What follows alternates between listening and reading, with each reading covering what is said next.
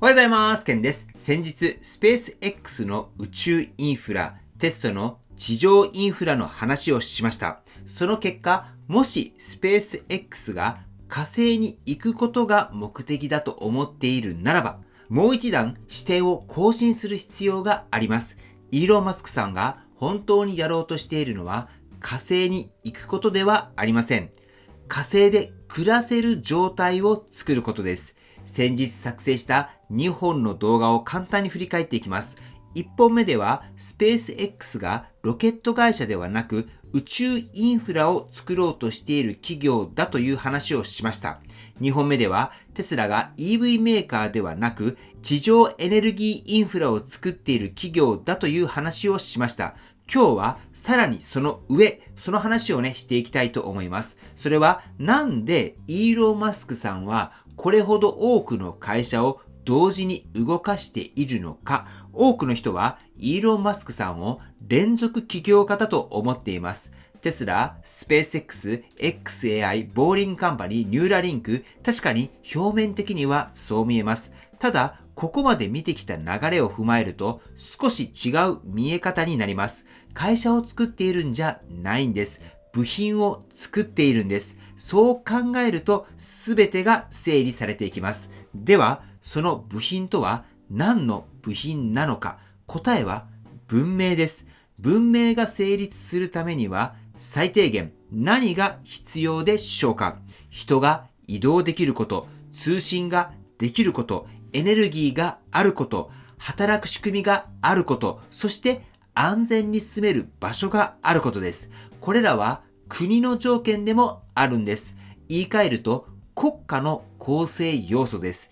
では、イーロン・マスクさんの会社群をこの視点で見てみましょう。まずはスペース X。ロケットっていうのは人と物を運ぶための輸送手段です。スターリンクは通信網です。宇宙データセンター構想っていうのは計算基盤です。これは宇宙におけるインフラ3点セットとなります。輸送、通信、計算です。そして次にテスラ。太陽光で発電をする、蓄電池で貯める、4680で動かす。これはエネルギーのインフラなんです。しかも外部に依存しない形でのエネルギーの自立です。ここまででもかなり不思議な一致があります。宇宙ではスペース X がインフラ、地上ではテスラがインフラ。では残りの要素は何か。人が現地で働くための仕組みです。ここで出てくるのがオプティマスです。オプティマスは人型ロボットです。多くの人は工場の省人化のためと思っています。それも一部正解です。ただ、火星という環境を考えると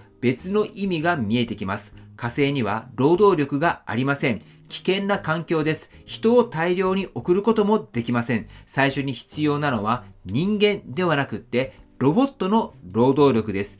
では、ここから残りのピースを見ていきます。火星で暮らすことを考えたとき、もう一つ避けて通れない問題があります。それが住む場所です。火星の地表っていうのは放射線が強い、気温差が極端、砂嵐も頻繁に起こっている。地表にそのまま都市を作るのはかなり厳しい環境です。そこで重要になるのが地下です。地下であれば放射線を防げます。温度も安定します。移住区や工場、そして農場とかもまとめて作れます。そしてここで登場するのがボーリングカンパニーです。ボーリングカンパニーはトンネルを掘る会社です。地球では交通渋滞の対策だったり、都市インフラとしての会社と見られていますけれども、火星という前提で見ると、ここで意味が変わってきます。トンネルを掘る技術っていうのは、地下都市を作る技術なんです。地下移住区、地下農場、地下工場、これらを作るためには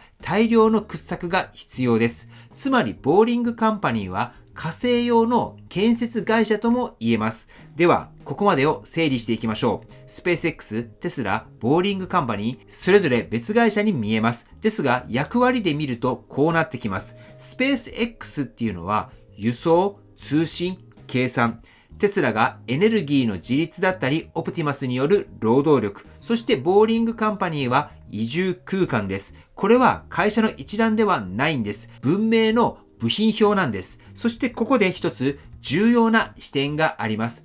なぜこれらはすべて地球で先に作られているのか、答えですけれども、僕は実験上だからじゃないかなと思います。地球で動くかどうかをまずは試す、スケールするかを試していく、コストを下げられるかを試していく、うまくいったものを火星に持っていくんです。つまり地球っていうのは火星文明のためのプロトタイプの環境なんです。では、ここまで来ると、イーロン・マスクさんの肩書き、これもね、変わってくるんじゃないかなと思います。起業家だったり経営者ではないんですよ。イーロン・マスクさんっていうのは言うならば、文明のアーキテクトというのがいいんじゃないでしょうか。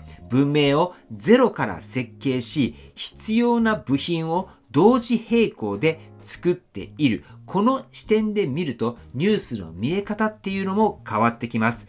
テスラの電池のニュース、スペース X の打ち上げニュース、オプティマスの進捗だったり、ボーリングカンパニーのトンネル、全部火星の文明という一つの設計図の進捗報告になってくるんです。火星に行くかどうか、これが重要ではないんです。火星で文明が成立するかどうか、それがイーロン・マスクさんの最終テーマだと僕は思いましたけれども、皆さんはどうでしょうか？ぜひね、意見をコメントで教えていただければと思います。はい、ということで本日の内容は以上です。今回の動画が参考になったと思われたら、高評価をよろしくお願いします。僕の YouTube は毎日発信しています。僕の YouTube をご覧になってもらえば、テスラの情報はほとんど網羅すると思いますので、チャンネル登録がまだな方は、チャンネル登録の方をよろしくお願いいたします。では、今日もご視聴していただきありがとうございます。テスラのある生活を楽しんでいきましょう。ではまた。追伸です。皆さん、毎日の生活の中で洗剤は必ず使っていると思います。この洗剤なんですけれども、実は海を汚す元になっているっていうのをご存知でしょうか？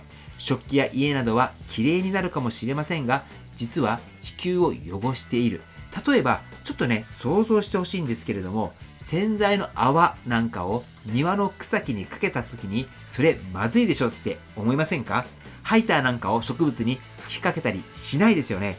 つまり洗剤っていうのは環境にはあまりよろしくないんです。けど、今僕が家で使っているナノトップっていう洗剤があるんですけれども、これは洗浄成分が 100% 植物性なので自然を汚さないんです。しかも洗浄力もバッチリです。さらにもっといいのが、これ1本で家中掃除ができるんです。食器もトイレもお風呂も車だってこれ1本で掃除ができます。ぜひ興味のある方は概要欄にナノトップの公式リンク、こちら記載していますので、そちらよりご覧ください。また、ナノトップのインスタもありますので、そちらをね、ぜひね、ご覧になられてみてください。使い方がね、わかるんじゃないかなと思います。環境のために自分でできることは自分で取り組んでいく。洗剤をナノトップに変えることで、それだけでも SDGs になります。また、ナノトップは除菌効果もありまして、50倍の希釈でもコロナだったりインフルエンザの予防にもつながります。そういった点も魅力としてあると思います。そして、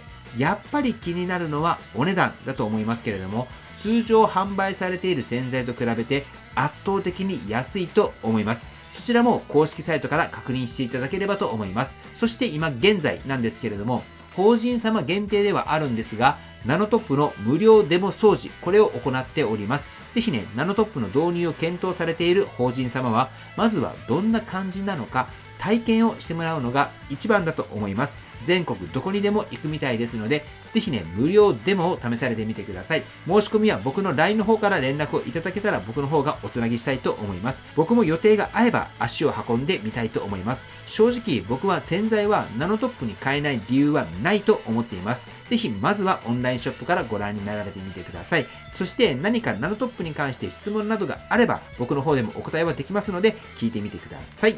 はい、ということで本日も最後までご視聴していただきありがとうございます。素敵な一日をお過ごしください。ではまた。